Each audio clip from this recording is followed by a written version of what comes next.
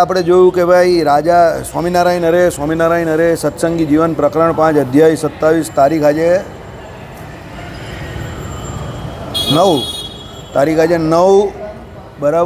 9 April 2024 દંડવિધિનું નિરૂપણ આ અધ્યાયના વિશે આપણે જોઈ રહ્યા છે. રાજાએ કયા કયા પ્રકારના દંડ આપવા તે દંડવિધિનું નિરૂપણ આપણે જોઈ રહ્યા છે.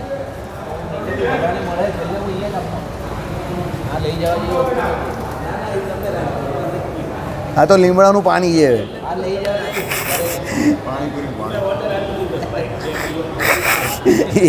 એ ખાવાનું એમાં મજા છે, આમાં કંઈ મજા નથી.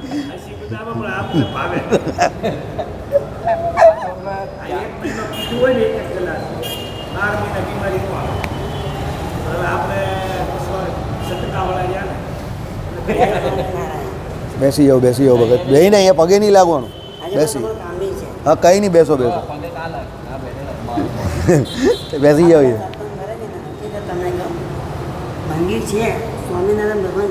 અરે સ્વામિનારાયણ અરે એટલે આ અધ્યાયને વિશે આપણે દંડવિધિ જે છે, રાજા તરફથી જે દંડ કરવાનો એ જોઈ રહ્યા છે. એમાં આપણે કાલે જોયું કે રાજાએ જે છે તે આટલા લોકો જે કંઈ હોય તેટલા જેનું હનન કરવાથી રાજાને અપયશ મળે છે એવા જે જનો છે એના કાલે નામ જોયા કે ભાઈ એ જે યુદ્ધ કરતાં થાકી ગયો હોય કે યુદ્ધમાં ભય પામી ગયો હોય, બાળ હોય, વૃદ્ધ હોય, આ બધા વ્યક્તિઓ જોઈએ યુદ્ધ કરવાથી કે એને હરાવવાથી રાજાને યશ નહીં મળતો.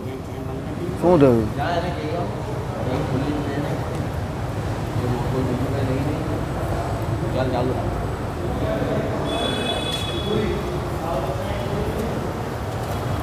ચાલો, હવે કાલે આપણે જોતા હતા કે ભાઈ જે એમ કે જાતિથી કે કુળથી અતિ નીચ હોય, જે ભિક્ષુક હોય, બરાબર, આટલા જે જન હોય એ કોઈની જોડે એમ કહી કે રાજાએ એવો વ્યવહાર ન કરવો કે એ લોકોને એવી કોઈ સજા ન કરવી કે ભાઈ પેલા લોકોને એનું હનન નહીં થાય, એટલે એ લોકોનો અપયશ નહીં તો રાજાનો અપયશ થાય. એટલે પેલા લોકોને એવી આપણે જે કે આ બધા અવધનીય છે, એટલે તમે આવા વ્યક્તિઓનો વધ કરી નાખો તો તમારો યશ જે છે તે ઘટી જાય, અપયશ મળે ઉલટાનું.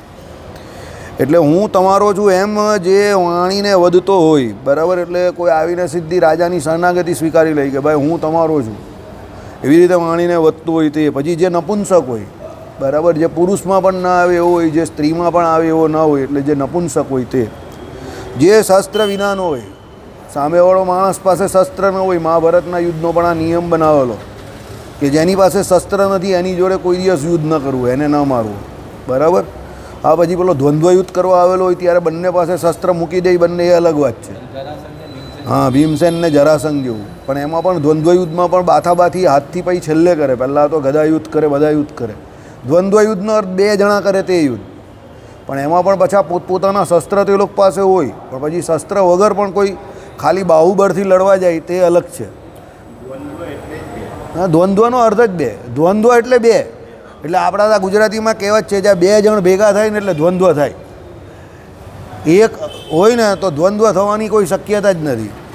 માણસને જે બીક છે ને તે બીજાની જ છે, એકલાની બીક નથી. પણ તમે જોજો, તમે એકલા હો ત્યારે જ તમને બીક લાગે.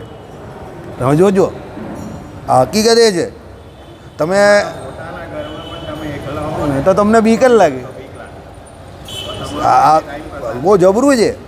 આ કંઈક કુદરતે કંઈક દુનિયા એવી બનાવેલી છે કે તમે આમ વિચારો ને, તમે જોજો ઘરની બહાર પણ જતા હો ને ખાલી ફળીએ કે બજારે, તો તમે કોઈ બીજાને ઘરમાં એ ચાલી જરા આવતો હોય તો સંગાત રહેશે.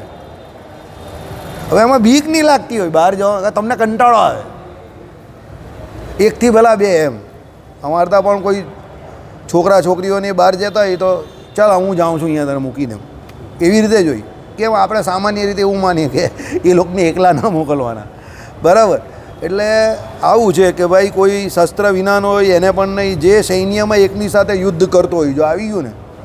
એટલે તો મેં તમને કાલે કહ્યું કે યુદ્ધ તો સુગ્રીવ અને બાલીનું ચાલતું હતું, તો એમાં ભગવાન શ્રી રામચંદ્ર કૂદી પડ્યા અને એમણે પાછળથી પેલાને બાણ મારી નાખ્યો હતો. એ તો યુદ્ધ નીતિથી વિરુદ્ધ છે. અને માનનાર પાછા રામચંદ્ર ભગવાન છે, જે મર્યાદા પુરુષોત્તમ છે, ભગવાન છે. અને એ પણ પાછા મર્યાદા પુરુષોત્તમ છે. સમજો, એ તો મર્યાદાનું ઉલ્લંઘન કરતા જ નથી, તો એમને આવું કેમ કર્યું? એટલે આ સવાલ મરતી વખતે બાલીએ પૂછેલો કે ભાઈ મને એવું કંઈ યાદ નથી કે મેં તમારો કોઈ સીધો ગુનો કરેલો હોય કે અપરાધ કર્યો હોય. હા, એટલે ભગવાન એને પછી સમજાવે છે. અને બાલીને હકીકતમાં અંતકાળે ભગવાનનું જ્ઞાન થઈ જાય છે ભગવાન પાસે કે ભાઈ આ પરમાત્મા પુરુષોત્તમ નારાયણ છે, તો પછી એની જીવવાની ચાહ જ નથી રહેતી. એને પોતાને એવું થઈ જાય કે જો હવે ભગવાનના હાથે મર્યો છું તો મોક્ષ જ થવાનો છે, ભગવાનના ધામમાં જવાનો જ, તો હવે જીવીને પણ કંઈ ફાયદો નથી. ક્યાં જન્મ લીધો એ બધી અંબક વાત છે, એ કોઈ જગ્યા પર લખી નથી. એ પારધીવાળી તમે વાત કરો જ તે ને, એ વાતના કોઈ પુરાવા નથી. આ તો અમુક પોતાની હિસાબે કહે. ચાલો, હવે એ સાચી હોય કે ખોટી હોય નહીં, પણ ભાગવતજીમાં નહીં લખ્યું. ભાગવતજી મૂળ ગ્રંથ છે, એમાં એ નહીં લખ્યું કે બાલીનો બીજો અવતાર એ પારધી તરીકે આવેલા. ને તમારી જેમ જ એક વક્તાએ આ વાતની રજૂઆત કરેલી કે ભાઈ બાલીનો મોક્ષ જ થઈ ગયો હોય તો પછી એ પારધીબનને આવવાનો કોઈ પ્રશ્ન નથી. એટલે બીજી વાત કે જો એ પારધીબનને આવ્યો તો એના અંદર કંઈક ને કંઈક વેર બુદ્ધિ રહી ગયો હોય ભગવાન રામચંદ્ર પ્રત્યે, તો આવે. દાખલા તરીકે આપણો અશ્વત્થામાં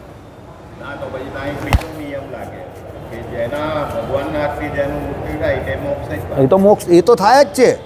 ભગવાનના હાથથી મૃત્યુ થાય. આવી ગયા કાલવાળા લોકો આ ઉપર જ ચાલતા લાગે છે. એટલે ભગવાનના હાથથી જે મૃત્યુ પામે એ તો મોક્ષ જ પામવાના છે, સમજો. એ તો નિયમ જ છે, એ તો વાસુદેવ મહાત્મ્યમાં પણ લખેલું જ છે, બરાબર. પણ કદાચ કોઈ આળા તેરા કોઈ બીજાના હાથથી જે કોઈ અસુરો મરેલા હોય અને એ લોકોને અંત સમયે ભગવાન પ્રત્યે દ્વેષ હોય તો ભગવાનને ભગવાનના ભક્તોને હેરાન કરવા આવે. જેમ આપણે વાસુદેવ મહાત્મ્યમાં લખેલું છે કે જે શ્રી કૃષ્ણ ભગવાનના વેરીઓ હતા, પાંડવોના જે વેરીઓ હતા, બરાબર, જે કોઈ એમ કહે કે અશ્વત્થામા આદિ એ બધા જે કંઈ બચી ગયેલા તે કે પેલા યુદ્ધમાં જે હણાઈ ગયેલા હતા ભગવાનથી દૂર, એ જ બધા આવેલા. અત્યારે સ્વામિનારાયણ ભગવાન આવેલા એ સમયે પણ એ જ બધા અસુરો હતા. સત્સંગી જીવનમાં એનો ઉલ્લેખ છે. ચાલો, જે યુદ્ધ જોવા માટે આવ્યો હોય, બરાબર, કોઈ યુદ્ધ જોવા માટે આવ્યો હોય ને તો એની જોડે એને પણ મારવો નહીં. આની ઉપર એક જોક બહુ ખતરનાક છે, બરાબર.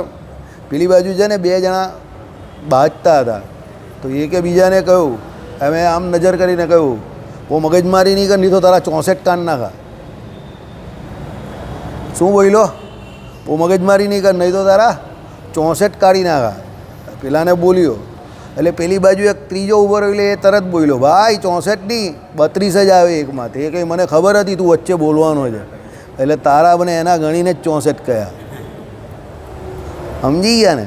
એટલે આવી વાત છે. એ તો બિચારો જોવાવાળો હતો, પણ એને કહ્યું કે ભાઈ 32 નહીં 32 આવે 64 નહીં. એટલે એને પણ પેલા લપેટામાં લઈ લીધો. એને ખબર કે કોઈ ડાયો થવાનો છે, સમજી ગયા. એટલે અહીંયા એની ના પાડેલી છે કે ભાઈ કોઈ યુદ્ધ જોવા આવેલો હોય તો એને લપેટામાં નહીં લઈ લેવાનો, બરાબર.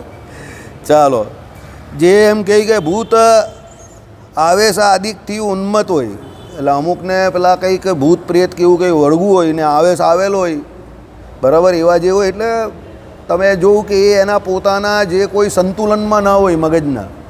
હવે અંદર ભૂત પ્રેત કે એવો કંઈ આવેલો હોય ને પેલો કંઈ દ્રોહ કરી નાખે રાજા બાજાનો કે કોઈનો રાજદ્રોહ કે એવું કંઈ, તો હવે ખબર પડે કે ના એને કંઈક આવું આવે છે કે પછી એવાને જવા દેવો પડે, સમજો. આ અમે જોઈ લો એક તમને કહું જીવતો જાગતો કિસ્સો છે. અમે એક ફળિયામાં જોયું કે એક બેન છે ને મ્યુનિસિપાલિટીવાળાની, પહેલાં તમને ખબર હશે પેલા મ્યુનિસિપાલિટીના ઇન્સ્પેક્ટરો આવે ને તો તમારા મોહલ્લામાં ફળિયામાં ચેક કરવા આવતા હોય. પહેલાંના સમયમાં સૂકા કચરાને આ બધાની ને આ બધી જે આ ગાડીવાળાને એ બધા આવે છે ને કચરો લેવા માટે, એ પહેલાં નહીં આવતા હતા. આજથી 30 વર્ષ પહેલાંની વાત કરું.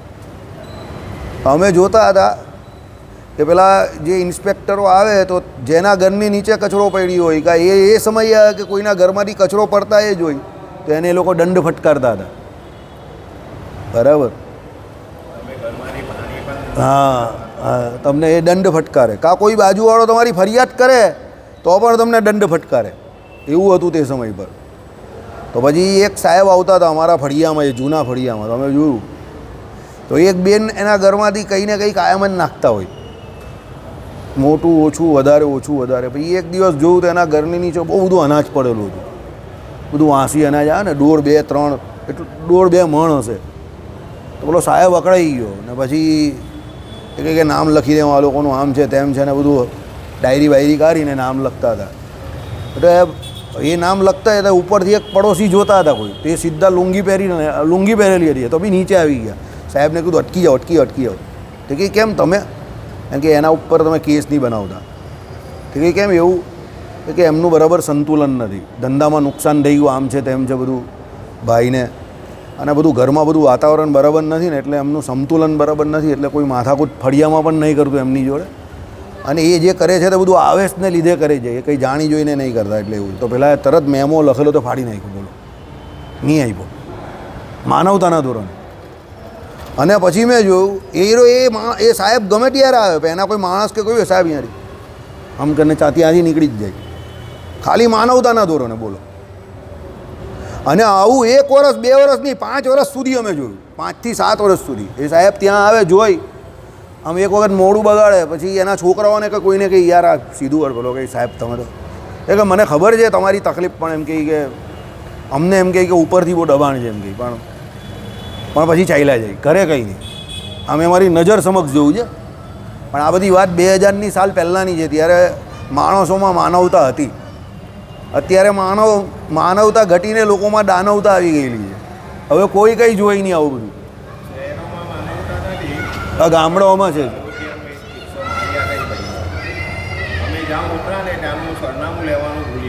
હા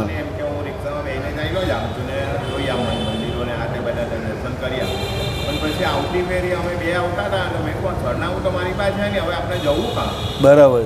રિક્ષાવાળાએ મેં એકને અટકાવ્યો, મેં કીધું ભાઈ મારી પાસે સરનામું નથી, પણ મને એવું યાદ છે કે રોડની સાથે એનો દરવાજો છે, એ કંઈ ચાલો કાઢી દે તે એ બેસીને મને 2-3 ગલી ફેરવીને મને ત્યાં બોલો એ લઈ ગયો. અને પછી મારી પાસે માઇના ખાલી પીસે જ અહીંયા હોય તો ફોને બધો મારી. એટલે હોય ઘણી જગ્યા પર. એટલે આ અમુક ઘણી વસ્તુ શું હોય ખબર, આપણે કહીએ ને એક અંગ્રેજીમાં શબ્દ છે, આ લોકોને કદાચ આવતો હશે મેનેજમેન્ટમાં, ઇન્ટરપર્સનલ સ્કિલ. ઇન્ટરપર્સનલ સ્કિલ એટલે એવી એક સ્કિલ છે કે તમારે કોની જોડે કેવી રીતે કામ કઢાવવું તે. અને એમાં સૌથી મોટો ગુણ તમને ખબર છે, મહારાજે જે કહ્યું ને, સામેવાળામાં જે એક પ્રકારનો ગુણ હોય એ કાર્યને વિશે એને પ્રેરવો, આ એક ગુણ છે. બીજું, તમારે પહેલાંના તમે કોઈ સારો મેનેજર કે કોઈ સારા શેઠ હશે ને, તે હંમેશા પૂછશે. તમે એને કોઈ માણસ પરફોર્મ નહીં કરતો હોય ને, અમારામાં કાયમ પૂછે, કોઈ પરફોર્મન્સ નહીં આવે તેને બોલાવે ઓફિસમાં, પછી એને પૂછે કેવું છે, આમ છે તેમ છે, પછી ઘરમાં પૂછે કોણ કોણ છે, પછી પૂછે કે આ માણસ શું કરે, આ શું કરે, આ શું કરે. એ એમ બધું તમારી પાસે હિસ્ટ્રી લઈને જાણી લે કે આના ઘરની પરિસ્થિતિ શું છે. પછી બધું એને બરાબર લાગે તો પછી કહે કે if something went wrong with you, if something is wrong then tell me. મને કંઈ એવું લાગતું નથી કંઈ ખોટું. એટલે પછી પેલો કહે ને સાહેબ આવી તકલીફ હતી આમ તેમ, કેટલા સમય સુધી રહેશે? પેલો કહે સાહેબ હજુ આટલા દિવસ. એના પછી તે કંઈ પછી કોઈ એ પછી હું તારી પાસે જવાબ નહીં માંગીશ, એ પછી તારી પાસે પરફોર્મન્સ માંગીશ. Then I will not listen your any excuse. પણ અત્યારે હું તને ખાલી જવા દઉં છું, ખાલી માનવતાના ધોરણે. આવું મોટી મોટી મલ્ટીનેશનલ કંપનીઓમાં પણ મેં જોયું છે.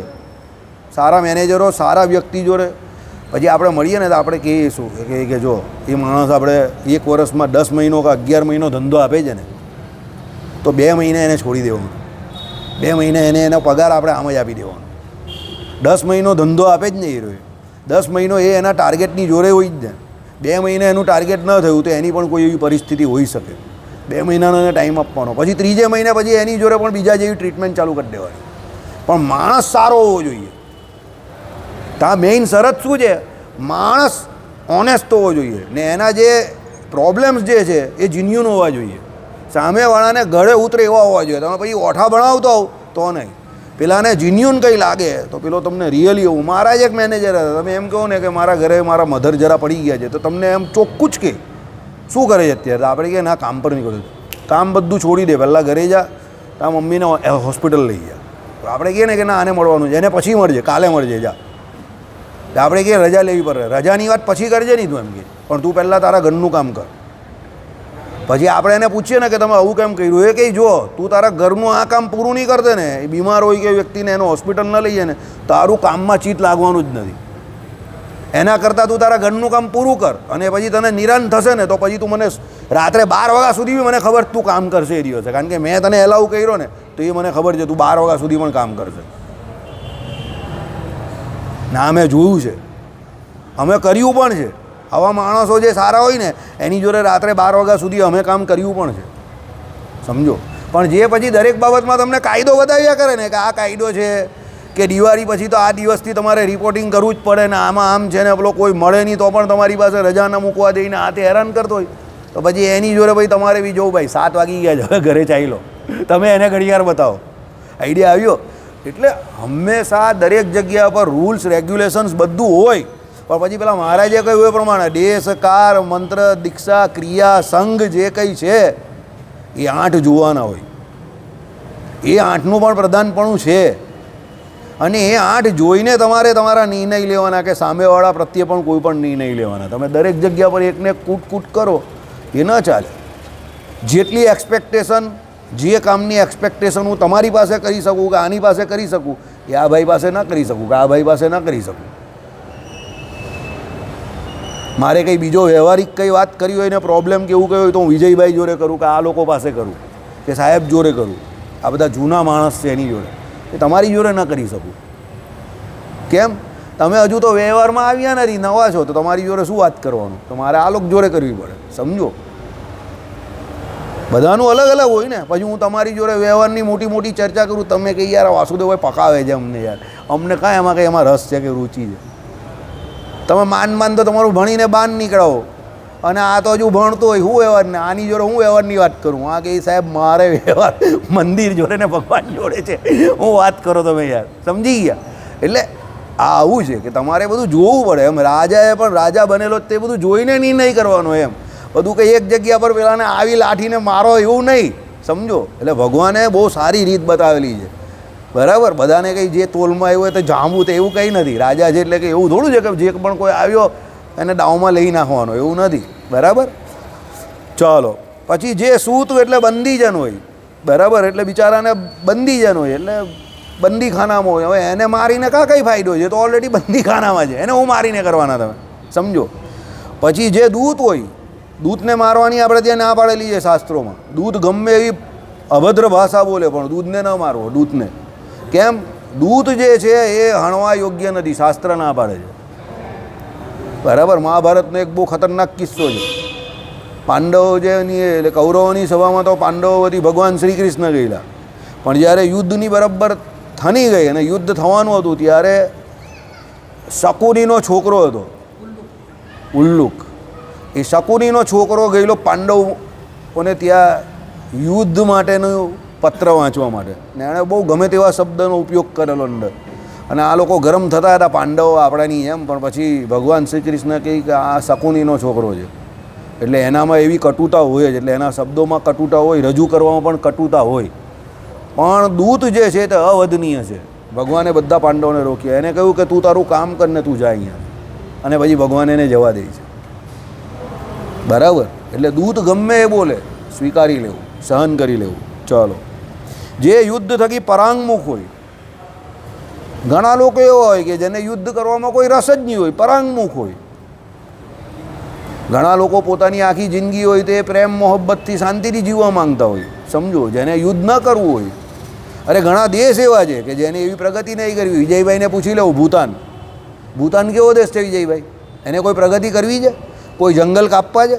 કોઈ વિકાસ કરવો છે? એને નહીં કરવો કે નહીં? જંગલ કાપીને વિકાસ એને કરવો નહીં કરવો. ભૂતાનના રાજા કહે ભાઈ અમે પ્રકૃતિ જોડે અમારી ખુશ છે, એને કંઈ મગજમારી કરવી જ નથી, શાંતિથી જીવે છે ને એ લોકો. બસ બધું ઓર્ગેનિક જ, બધું ના. એને બધા બહુ કહે છે ભારતને બધા આજુબાજુના દેશ કે ભાઈ પ્રગતિ કરવી છે, વિકાસ કરવો છે, તે કંઈ ના અમારે કોઈ વિકાસ નહીં કરવો, અમે જ્યાં છે ત્યાં જ સુખી. હે હા તો અરે બધા આજે પેલું કહીને 20 લાખ રૂપિયા તો બધા માણસના માથે લોનનું જ દેવું બોલતું હોય. એટલે જેણે એના જીવનમાં પોતાનું કંઈ કર્યું હોય તો 20-25 લાખની તો લોન જ હોય એની ઉપર પહેલાં, બરાબર. ચાલો, પછી એટલે જે યુદ્ધથી પરાંગમુખ હોય, જે છૂટી ગયેલા કેસવાળો હોય. આ પહેલાંના જમાનામાં બધા મોટા મોટા કેસ રાખતા હતા ને ક્ષત્રિયો, એના બધા કેસ બેસ બધા છૂટા થઈ ગયો એટલે પછી એ લોકો પણ બાંધતા હતા. પછી એ છૂટી ગયેલા કેસવાળો હોય તે જેનો કચ્છ બંધ છૂટી ગયો હોય, પહેલાં ધોતી પહેરતા હતા ને તો પેલો કચ્છો નીકળી જાય તો પછી એની જોડે યુદ્ધ નહીં થાય, એને એનો કચ્છો બરાબર બાંધી દેવાનો, બરાબર. એટલે જે ભયથી બેસી ગયો હોય પેલો બિચારો, યુદ્ધમાં તો કેવા ધડાકા ભડાકા થતા હોય તો ઘણાના હાંજા ગગડી જાય. આ પેલો વિરાટનો છોકરો જે હતો બરાબર, ઉત્તમ, તેને પહેલાં બહુ એવું હતું કે યુદ્ધ કરી નાખું. પેલો જ્યારે વિરાટને ઉપર પેલા દુર્યોધને એ લોકોનું પશુધન લઈ ગયેલો અને પછી દુર્યોધનને એવું થયું બધા પાંડવો અહીંયા જ છે તો બધાને પકડીને લઈ આવેલો ને, ભીષ્મ પિતાને ને આચાર્ય દ્રોણને ને પેલાને આપણા અશ્વત્થામાને ને કર્ણને ને બધાને. તો પેલા ભાઈ ઉત્તમને એવું હતું કે આપણે યુદ્ધ કરીએ તો તિલક બિલક કરીને આવ્યા ને અર્જુનજીભાઈ એના પેલા સારથી બની ગયા બ્રહનલ્લા. પછી પેલા યુદ્ધ ભૂમિમાં તો પહોંચી ગયો પણ પેલા બધાને જોયા ને એટલે પેલા બિચારાને તાવ ચડી ગયો, આટલા બધા ખતરનાક માણસ જોડે હું કાં લડવાનો. એ બિચારાને તાવ આવી ગયો કે આ તો હા સામે તો જો બધા એકથી એક ચડિયાતા છે, દુર્યોધન ને દુશાસન ને કર્ણ ને આચાર્ય દ્રોણ ને પિતામાં ભીષ્મ ને અશ્વત્થામા ને એ બધા જોઈને એને પરસેવાથી રેપ જેમ એના હાથમાંથી ધનુષ બધું છટકી ગયું, એવો પીળો પડી ગયો. એટલે પછી પાછળથી આગળ જે અર્જુનજી હતા એમને થયું કે આનું કામ નથી, એને કંઈ ચાલ આવી જાઉં તને કહું ત્યાં જઈએ. એ કે ભાઈ રથ લઈ ગયા પેલા ઝાડ પાસે અને ત્યાંથી બધા જે ધૂળ ખાધેલા જે બધા શસ્ત્રો હતા ને અર્જુનજીએ બધા બહાર કાઢ્યા, વર્ષ પહેલાં ત્યાં મૂકેલા ને એમણે, અને ગાંડીવ બહાર કાઢ્યું અને પેલાને કંઈ ચાલ લઈ ગયા. તો પેલો કહે કે આ કોણ, તમે કોણ, જો ખબર જ નહીં પડી, તું લઈ તો જા ગાંડા. પછી અર્જુનજીએ એ યુદ્ધ જે અર્જુનજીએ કર્યું એવું ખતરનાક યુદ્ધ કર્યું, ભલાને પિતામાં ભીષ્મ સિવાય બધાને એમણે ચમકારો બતાવી દીધેલો, બરાબર. અને પેલાને કહ્યું બધાના વસ્ત્ર લઈને આવો, ઉપરી વસ્ત્ર, અને બધાના ઉપરી વસ્ત્ર લઈ આવેલો ઉત્તમ. એ કે પિતામાં ભીષ્મનું ઉપરી વસ્ત્ર નહીં લેતો, બાકી મોહિની અસ્ત્રાથી બધાને બેવાને જ કરી નાખી. એટલે એ જ ને, તો એ જ ને, એ ગુરુ હતા ને. ચાલો, ઉત્તમ પાછો મહાભારતમાં પહેલો શૂન્ય કહેવાય નિર્ગ તે પ્રાપ્ત થયો ને એ ઉત્તમ પાછો કરો શૂન્ય હા, ત્યારે શૂન્યતા બતાવી. એટલે પછી એને આદત પડી ગઈ ને અશોકભાઈને આપણા મંડળની એમ પહેલાં લડતા ડરે, પછી તો મંડળમાં આવે પછી તો રીઢા બને ને થોડાક, પછી તો શૂરવીર બી થાય, બરાબર. હા, ચાલો. પછી જે ભયથી બેસી ગયો હોય, જે સારથીએ રહિત હોય, આમાં પણ ના પાડેલી છે. જો પહેલી વાત, સારથીને કોઈ દિવસ મારવાનો નથી, એ પણ છે. અને જેનો સારથી આમ તેમ ચાલ્યો ગયો હોય કાં મરી ગયો હોય ભૂલમાં, એને કંઈ બાણ વાગી ગયો હોય તો એ યોદ્ધા જોડે પછી યુદ્ધ નહીં કરવાનું, સારથી વગરના યોદ્ધા જોડે, બરાબર. એટલે જે સારથીએ રહિત હોય, પછી જેનો અશ્વ મરી ગયો હોય, યુદ્ધને વિશે એવું થાય કે બિચારા કોઈ ગોળા બોળા હોય એને બાણ વાગી જાય, બરાબર. તો એ ગોળાને બાણ વાગી જાય તો અશ્વ વગર રથ વગર પેલો લડવાનો કેવી રીતે યોદ્ધા, તો એને એની જોડે યુદ્ધ ન કરવું. જે તો રક્ષા કરો એમ કહેવાપૂર્વક હાથ જોડી રહ્યો હોય, એટલે એ કહે ભાઈ મારી રક્ષા કરો એમ કરીને એને હવે યુદ્ધ કરવું નથી, બસ. તો એને નહીં મરાય. જે ભયને લીધે વૃક્ષ ઉપર ચડી ગયો હોય, ગભરાઈને વૃક્ષ ઉપર ચડી જાય ને, બરાબર, સીધો.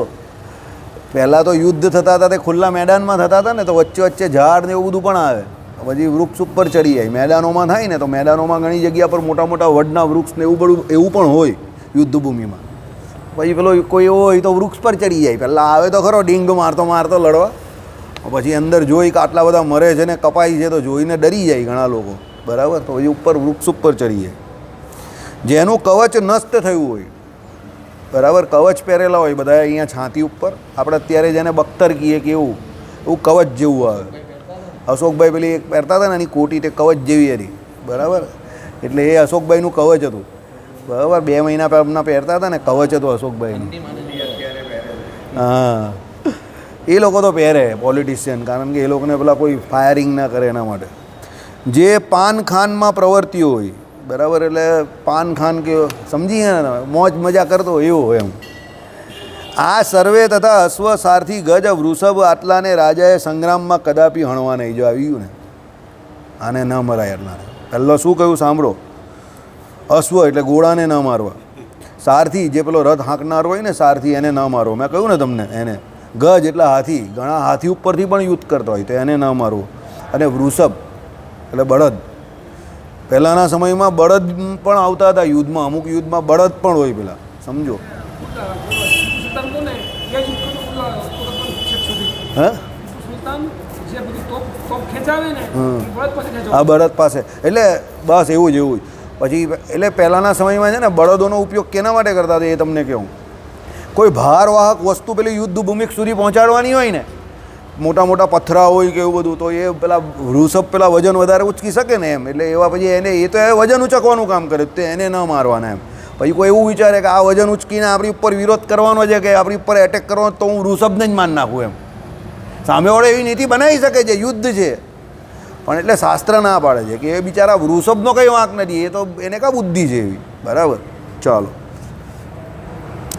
આટલાને રાજાએ સંગ્રામમાં કદાપી હણવા નહીં. રાજા તો રાજાએ ન જ હણવો, પરંતુ પકડી લેવો. યુદ્ધ થાય ગમે તે થાય, કોઈને હણવાનો નથી, પકડી લેવાનો. સાહેબને પેલી ખુરશી જોઈ હોય તો આપો. બરાબર. બ્રાહ્મણો, ચાલો આ સાંભળો પાછા. બ્રાહ્મણો તો રાજાએ ન જ દંડવા, કેમ તો રાજા બ્રાહ્મણ થકી સમુદ્ભવ્યો છે. જે કોઈ બ્રાહ્મણો જે છે તેને રાજાએ કોઈ દિવસ દંડવાના નહીં, એને દંડ નહીં આપવાનો. કારણ કે શું કહ્યું છે કે ભાઈ રાજા બ્રાહ્મણ થકી સમુદ્ભવ્યો છે. બ્રાહ્મ તેજને સમુપજીવીને ક્ષાત્ર તેજ પ્રવૃત્તિ પામે છે, સમજો. એટલે ક્ષત્રિયનું જે તેજ જે છે તે શું છે, તો બ્રાહ્મ તેજને સમુપજીવીને, એટલે તો અગ્નિનું જળ જ જેમ એમ ક્ષત્રિયની પ્રકૃતિ એટલે નિદાન બ્રાહ્મણ છે. જો ઉલ્લંઘન કરીને બ્રાહ્મણને દંડે તો રાજા પોતે વીર્ય રહિત થઈને પ્રણાશ પામી જાય છે. એટલે અહીંયા કહેવા એવું માગે છે કે ક્ષત્રિય એવા રાજાનું જે બળ, કે એને રાજ કરવામાં જે કોઈ વિઘ્ન આડા આવતો હોય, કે રાજનીતિમાં જે કોઈ શાસ્ત્ર સંબંધી જ્ઞાન આપવાનું છે, ધર્મ સંબંધી જ્ઞાન આપવાનું છે, તે બધું બ્રાહ્મણ દ્વારા અપાય છે. એટલે બ્રાહ્મણ જન્મજાત દરેકનો ગુરુ છે. એટલે બ્રાહ્મણ અવધનીય છે કોઈના પણ માટે. બ્રાહ્મણનો એક રૂપિયો પણ તમારાથી ખવાવો જોઈએ નહીં, સમજો. એટલે ઘણી વખત ઘણા લોકો બ્રાહ્મણો સેવા કરવાની વાત કરે. ભાઈ મને બહુ પર્સનલી ગમતું નથી આ. ભાઈ ઘણા લોકો કે લઈ લેવું નહીં. હું જો ભાઈ મને રુચિ નથી, બ્રાહ્મણના પૈસા લેવામાં મને રુચિ નથી. કારણ કે બ્રાહ્મણ આપણા માટે ગુરુ પદે, આચાર્ય પદે છે, તો બ્રાહ્મણને દઈને રાજી થવાનું છે, લઈને નહીં. પેલા એક ભાઈને આવ્યો તો પેલા ભજીયાનું રોજ કહીએ છે. મને ઘનશ્યામ મહારાજની બાજર પેલા બહેનો એમ કહી કે બે બ્રાહ્મણના દીકરીઓ છે તો મંડળ માટે ભજીયા બનાવવાનું કહી છે. તો ભાઈ બ્રાહ્મણની દીકરીઓ આપણા માટે ભજીયા બનાવે ને આપણે હાલા તૈયાર તગારા પર ખાઈએ, મેં કહું એ કાં સુધી યોગ્ય વાત? બરાબર ને? એટલે એ કંઈ યોગ્ય વાત થોડી છે. એટલે પછી હું ના તો નહીં પાડતો, પણ મેં કહું કંઈક કરશું હવે. બરાબર. એટલે એનું કંઈક હવે મારે બીજો કંઈ ઓપ્શન શોધવો પડશે. હવે એમને સેવાભાવ છે તો કંઈક બીજી રીતે કરશું. પણ આ વાત બહુ જરા પણ યોગ્ય નથી કે ભાઈ બ્રાહ્મણની દીકરીઓ આપણા માટે સેવા કરે. બરાબર.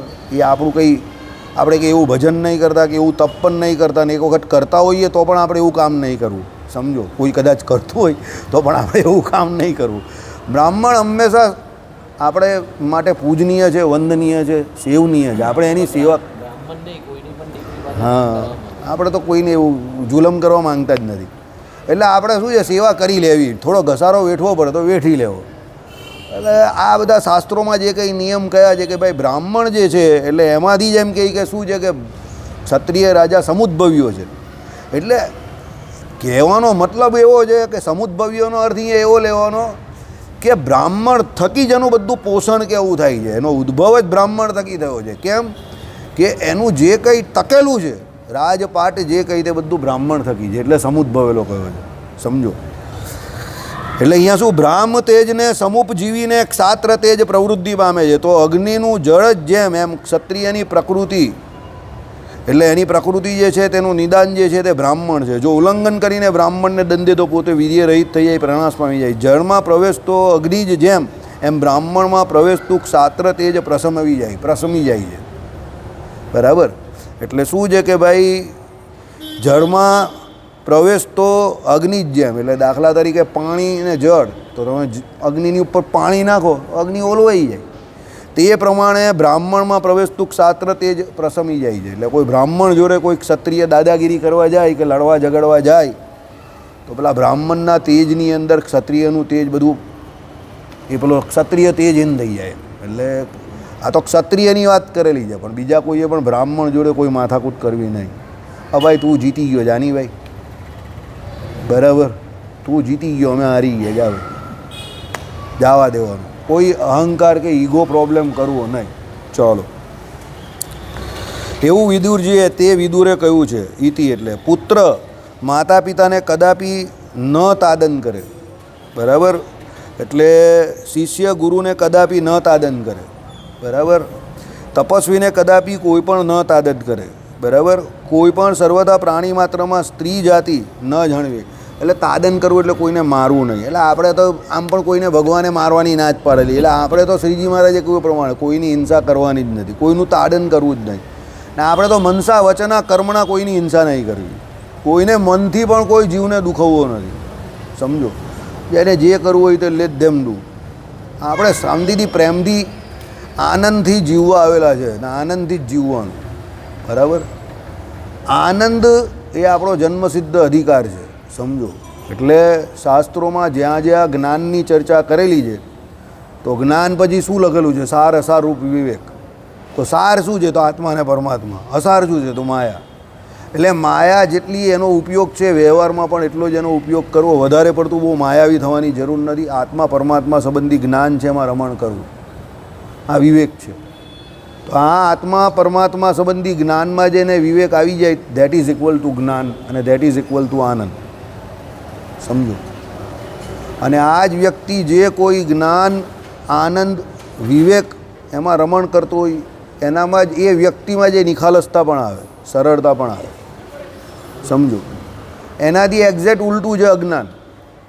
અજ્ઞાન આવે એટલે તમારામાં પહેલી જે કોઈ સૌથી મોટી પ્રકૃતિ આવે તમારી, એટલે અવિવેક આવે, જીદ આવે ખોટી ખોટી, સમજો.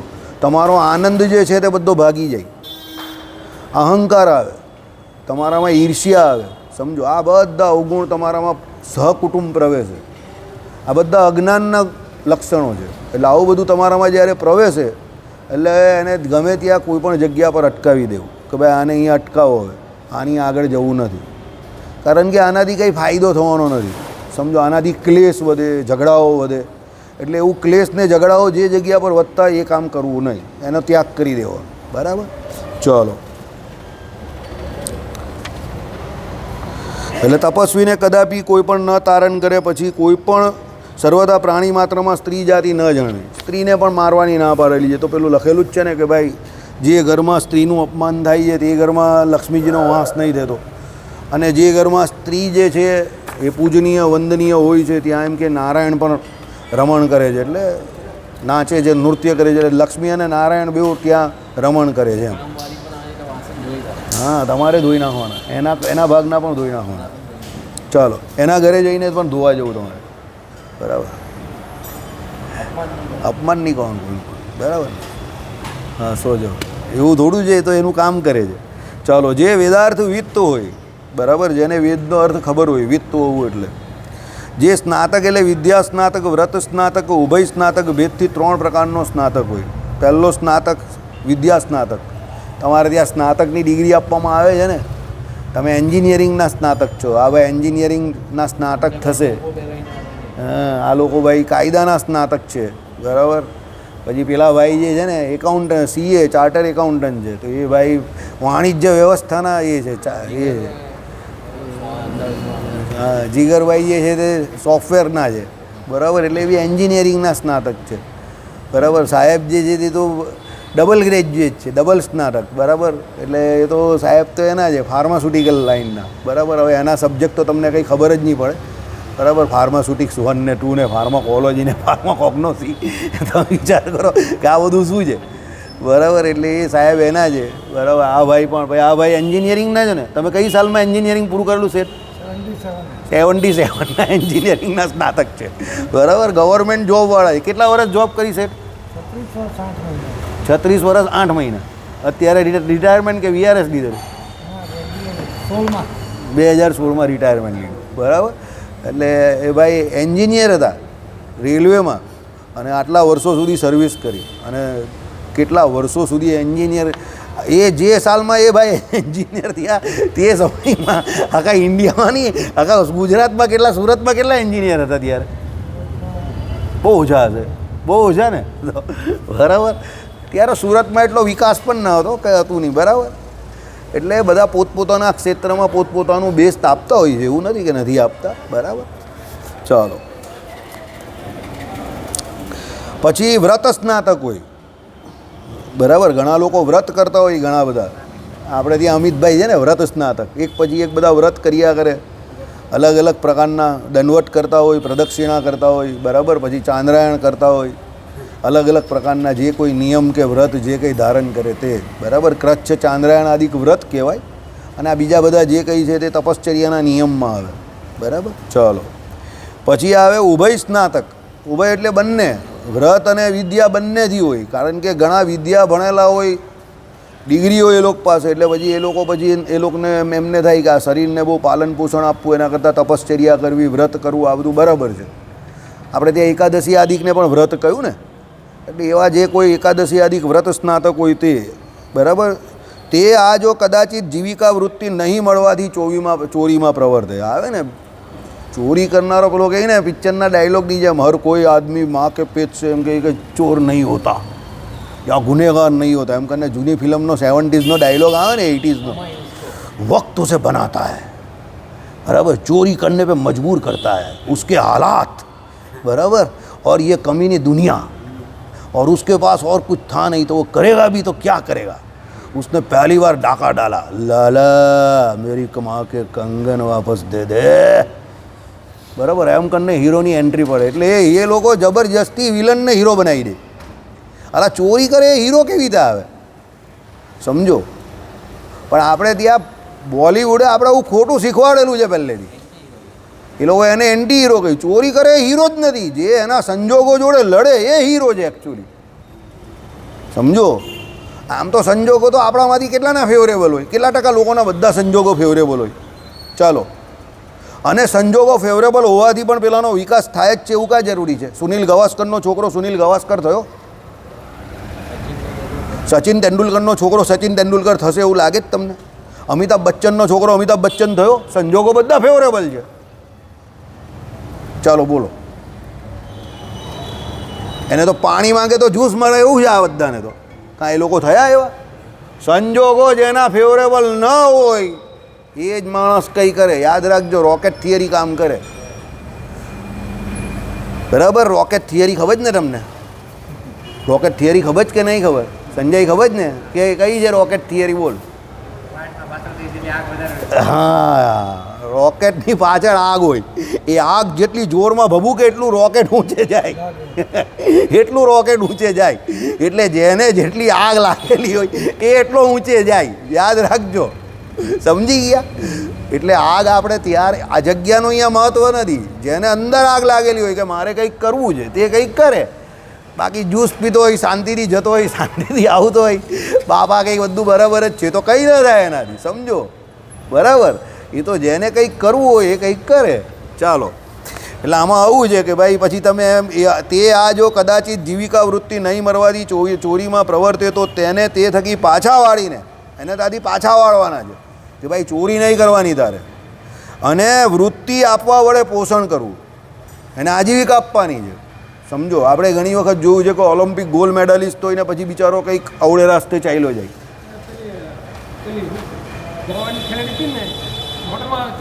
હા, થાય ને એવું. અરે અકબરના એ આપે જ ને, અકબરના છોકરાના, એટલે બહાદુર શાહ જફરના છોકરાઓને એ બધા દિલ્હીમાં ચા વેચે છે અત્યારે ઘણા લોકો. બધું રાજા રજવાડા તો બધા બહુ એવા લૂંટાઈ ગયા છે. હા તો છે ને, તો છે. હા, એ ઇવાન ચેટફિલ્ડ ન્યૂઝીલેન્ડનો બોલર હતો આ લોકના સમયનો. તે બિચારો ડ્રાઈવર થઈ ગયો અત્યારે, નેશનલ ટીમમાંથી રમેલો રિચર્ડ એડલી જોડે. બિચારો ડ્રાઈવર થઈ ગયો અત્યારે.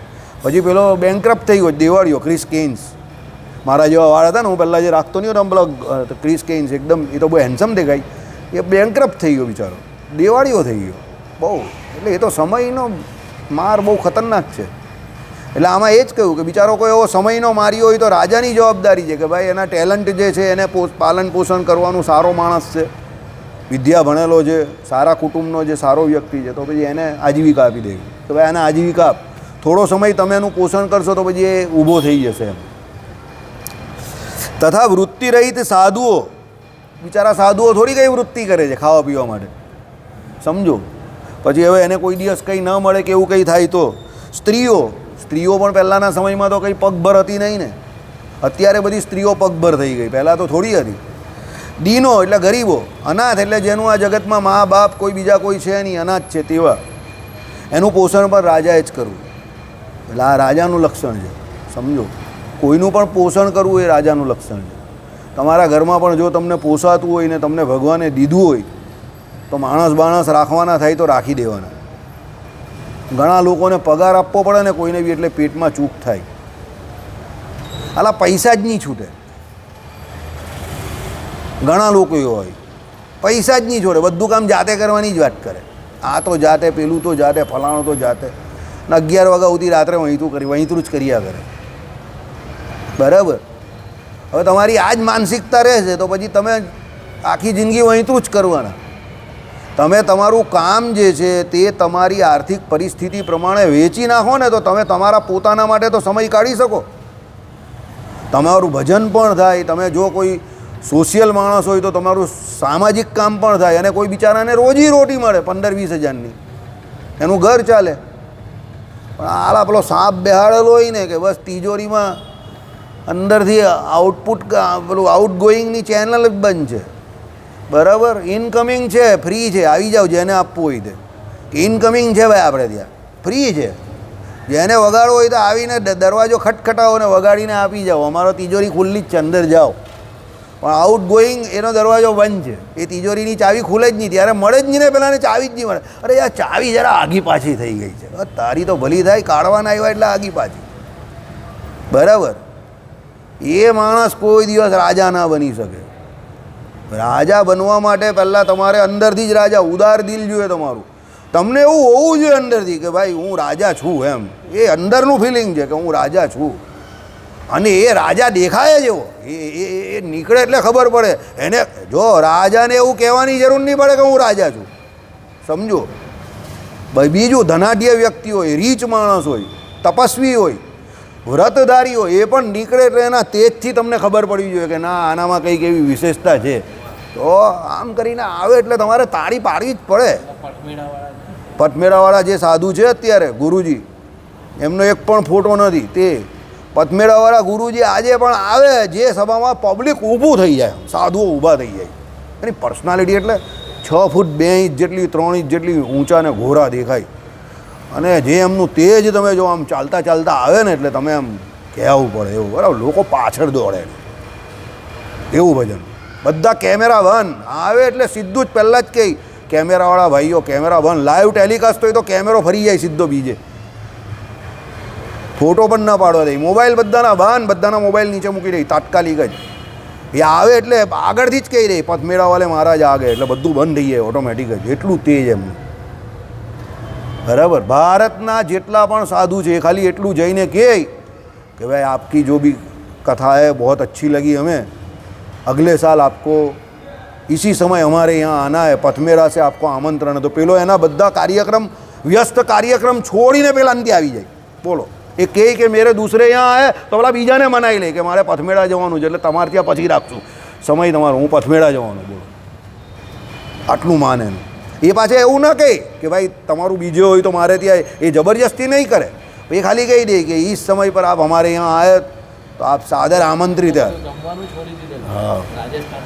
રાજસ્થાનમાં ગાય મરતી હતી તો એમણે ઉપવાસ કરવાના ચાલુ કર્યા, ખાવા પીવાનું છોડી દીધું. ભારતના બધા સાધુ એની પાસે પહોંચી ગયા કે ગાય માટે કરનારા લોકો કોઈ નથી ને તમારા જેવા કોઈ કરવાવાળા, તમને જ કંઈ થઈ જશે તો બિચારી ગાયનું શું થશે. પછી આ બધા શ્રી રવિશંકરજીના બધા જેટલા છે વૃંદાવનના સાધુ એમની પાસે ગયા અને પછી એમને વ્રત જે કરેલું તે તોડાયું ને એમને પછી ફરાળને આ બધું ચાલુ કર્યું. એની આંખમાંથી આંસુ નીકળે, રડે. ગાય મરે ને એ રડે, ગાય મરે ને એ રડે. આટલું ગાય માટે એને લાગણી. એના ઘરના માણસ જતા હોય ને કોઈ એવી રીતે ગાયને કંઈ થાય ને એ રડે. આવો સાધુ ભાવ, આવા સાધુ. આનું નામ સાધુતા કહેવાય. આને સાધુ કહેવાય કે કોઈ બીજું મરે ને એ રડે. બોલો. ને એના માટે વ્રત એ રાખે. સાધુ બનવું બહુ અઘરું કામ છે. મોટી મોટી વાત કરવી તો બહુ સહેલું કામ છે, પણ બીજા માટે તપશ્ચર્યા કરવી કે બીજા માટે જીવન જીવવું ને એ સાધુતા હોવી બહુ કઠણ છે, બહુ અઘરું કામ છે. સાધુતા ઇન્ટરનલ વિષય છે. હવે એમને કોઈએ કહેલું જ નહીં. એમને કોણે કહ્યું કે તમે ગાય માટે વ્રત કરો? ગાય માટે વ્રત કરતા થઈ ગયા. વિચાર કરો તમે. બહુ જોરદાર એવા ભારતમાં એવા સ્વામી રામસુખદાસજી પણ એવા હતા. જોરદાર સાધુ, એકદમ જોરદાર સાધુ. બરાબર. હવે એમની સાધુતા જોઈને કોઈ પણ મતનો કોઈ પણ સાધુ હોય દુનિયાભરનો, બધા એમને જઈને દંડવત કરે. એમને જોઈને જ કરવાનું મન થાય તમને. સાધુતા એવી. બરાબર. એટલે સાધુ તો હોય ભાઈ, એમાં કંઈ મીનમેક નથી. સાધુ એટલે સાધુ, ને એને જોઈને તમને એવું થઈ જાય કે ના આ સાધુ છે. એવા હોય ઘણા રીચ માણસ બી એવો હોય, તમે એને જુઓ એટલે જ તમને લાગે કે આ માણસ રીચ છે જન્મજાત જ. અને તમને લાગે પણ નહીં કે એ માન્યા પણ ન હોય, માની પણ ન હોય. તમને લાગે કે એ રીચ છે, એને બતાવવાની જરૂર નહીં પડે. આપણે ત્યાં અર્જનભાઈને જ જોઈ લેવું નહીં તમે. અર્જનભાઈ ફરે કેવો ઓલિયા બાદશાહ જેવા, બધાને કોઈને પણ બોલાવી દે, કેમ છો સુરતી ભક્તો, કેમ છો આ છે તે છે, બધા જોડે, કોઈ નાના છોકરા જોડે પણ બેસી જાય. પણ તમને એ આવે એટલે ખબર પડી જાય કે આ સામાન્ય વ્યક્તિ નથી. ક્રાઉડમાંથી એ જુદા તો પડે છે, એમ એ અસામાન્યતા દેખાય જ. એ ભગવાન શ્રી કૃષ્ણનું વાક્ય જ, ગીતાજીનું ભાઈ. એ અસામાન્યતા દેખાય એટલે દેખાય. એ પૂર્વના કર્મની ને અત્યારના કર્મની અસામાન્યતા છે, સમજો. એ બીજા કરતાં જુદા જ દેખાય તમને. એ જુદા જ દેખાય, એ સમજો. એ આખી ભગવાને વિભૂતિ યોગમાં કહ્યું છે કે એ વિભૂતિ યોગ છે. ભગવાન શ્રી કૃષ્ણએ કહ્યું ને એ પ્રમાણે એ તમને અલગ જ દેખાય. બરાબર. એ ક્રાઉડેડ હોય જ નહીં એ લોકો. એ હંમેશા યાદ રાખજો, એ ક્રાઉડનો ભાગ ન હોય, સમજજો. એ ક્રાઉડથી જુદા જ તરી આવે ને એ વ્યક્તિ પોતાના કર્મોથી એવી રીતે તરી આવે છે. તમે જાતે જ એવું થાની લીધું હોય કે તમારે નોર્મલ જ રહેવું જ ને નોર્મલ જ જીવન, તો તમે નોર્મલ જ રહેશો. બરાબર. પણ તમે જાતે એવું વિચારો કે ના, મારે ભગવાને મને મનુષ્ય જન્મ આપેલો છે, હાથ પગ આપેલા છે, અદ્ભુત જ્ઞાન શક્તિ આપેલી છે, પોતાના સ્વરૂપનું જ્ઞાન આપેલું છે, તો મારે કંઈક ભગવાને જે કંઈ આપ્યું એનો સદુપયોગ કરવો જોઈએ. એ પ્રમાણે તમે જીવવા માંગો અને ભગવાન કરે. ભગવાન તમને જે કોઈ જગ્યા પર જ્યાં પણ કંઈ નિમિત્ત બનાવે, તમે તમારી શક્તિ પ્રમાણે જે કંઈ કરવા માંગતો હોય એ કરતા જાઓ, કરતા જાઓ. પછી તમે જુઓ, પછી તમે એની ઇફેક્ટ જુઓ, પોઝિટિવિટીની ઇફેક્ટ તમે જુઓ કેવી આવે છે. બરાબર. પણ એ પોઝિટિવિટી આવવી બહુ અઘરું કામ છે. મહારાજે કહ્યું ને કે એ તો સત્સંગમાં રહી તો પશુ જેવાનું પણ કલ્યાણ થઈ જાય. શ્રીજી મહારાજના શબ્દો છે કે સત્સંગમાં રહીને કલ્યાણ તો પશુ જેવાનું પણ થાય, પણ મોરે કે એવી સાધુતા આવવી એ દુર્લભ છે. અને ભગવાનને તો એ સાધુતા દુર્લભ છે. ભગવાન અવતાર ધારણ કરે છે તો કોના માટે? તો એ સાધુઓ માટે અવતાર ધારણ કરે છે. પરિત્રાણાય સાધુનામ ધર્મ સંસ્થાપનાર્થાય સંભવામી યુગે યુગે. એ એવા સાધુ માટે, સમજો. એટલે એ સાધુતા લાવવાની જ આપણે. બરાબર. પેલો કહીને એ પ્રમાણે કે ભાઈ આટા દાલ ચાવલ, આટા દાલ ચાવલ, મારી ઘરવાલી, મારા છોકરા, મારું માઇક્રો ફેમિલી, સન્ડે को घूमने को जाने का, सैटरडे को बाहर का खाने का. અરે યાર, એ તો 100માંથી 95-96 માણસ આ જ કામ કરે છે. એમાં તું કાં કંઈ નવું કરે છે? Family life, family oriented. હવે એ બધું હશે, બધાનું જ છે, એમાં કંઈ નવું નથી ભાઈ. એનાથી જરા ઉપર ઉઠીને વિચારો. એ કરો, ના નહીં પાડતા, પણ એનાથી વિશેષ પણ ઉપર કંઈક તમે કરી શકો છો. સમથિંગ બિયોન્ડ ધેટ, સમજો. હવે એ કરો જેમાં કંઈ તમારી જવાબદારી છે, એ વહીતરું કરો છો તે, અને તમે કરો છો તો બહુ સારી વાત છે. એમાં કંઈ ના પણ નથી. પોષણ કરવું પડે તમારું, કારણ કે પોષીય વર્ગ તમારો જે છે તે પોષકના આધારે છે, તો એ કરવું પડે. પણ એ કંઈ બહુ મોટું કામ નથી તમારું, એ તો દરેક કરે છે. એનાથી કંઈક બીજું વિચારો, એનાથી કંઈ બીજું તમે ઘણું કરી શકો છો. બરાબર. એટલે એ પોષણ રાજાએ કરવું. જો તે વિપ્ર વગેરે જીવન પર્યાપ્ત વૃત્તિને પામીને પણ પૂર્વ અભ્યસ્ત ચોરીરૂપ કુકર્મથી નિવૃત્ત થાય નહીં, તો તેઓને બાંધવ સહિત તે દેશ થકી કાઢી મૂકવું, આ જ દંડ તેમનો જાણવો. આ બધા જે ઉપર કયા એ બધા પાછા જો એને વૃત્તિ આપી દે રાજા, અને રાજા કે ભાઈ ચોરી ન કરતા, કે આ જે કંઈ તમે કરો તે ન કરતા, એ છતાં પણ પેલો છોડે નહીં, તો ભાઈ રાજા એને મારવાનો નહીં, પણ એના કુટુંબે સહિત એને દેશ નિકાલ. જા ભાઈ, તું અમારો દેશ છોડને ચાલી હોય, જા બીજે મોકલી દેવો. બરાબર. પણ આ બધા અવધનીય છે. આ કોઈને પ્રાણાંત દંડ ન દેવાય. બરાબર. ચલો, ટાઈમ થઈ ગયો છે કે શ્રીપતિમ શ્રીધરમ સર્વ